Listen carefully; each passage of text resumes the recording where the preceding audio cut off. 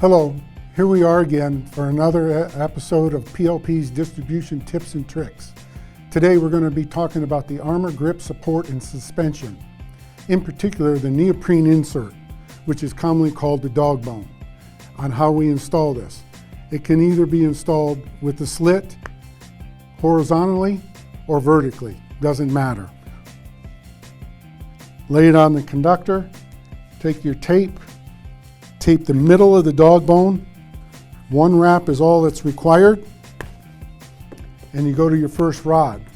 If you look at this rod, we have the color marking, which is the center as well as the conductor size.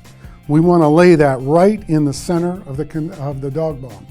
We do not want the rod to twist around the dog bone.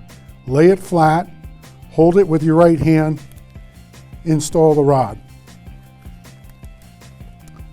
The second rod we're going to install is going to go 180 degrees.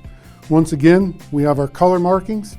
We want that to be in the center of the dog bone. Once again as well, we do not want to twist the rod around the dog bone.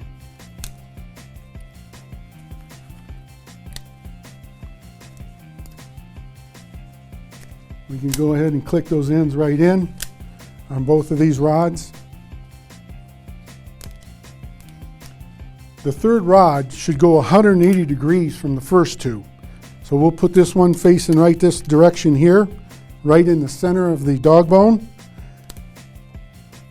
We'll go ahead and twist that all the way on.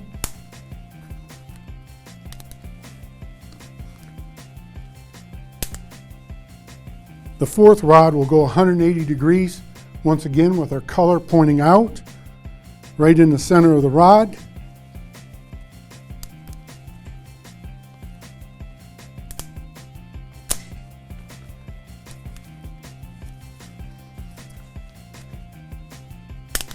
From here on out, we're just going to fill in the gaps that we have created with the additional rods, keeping the color in mind outwards as well as in the middle of the dog bone. And that point of being in the middle of the dog bone will come into effect later when we go to install our housing. As we go along here, I'm just going to fill in these gaps. I'll see you next time on PLP's Distribution Tips and Tricks.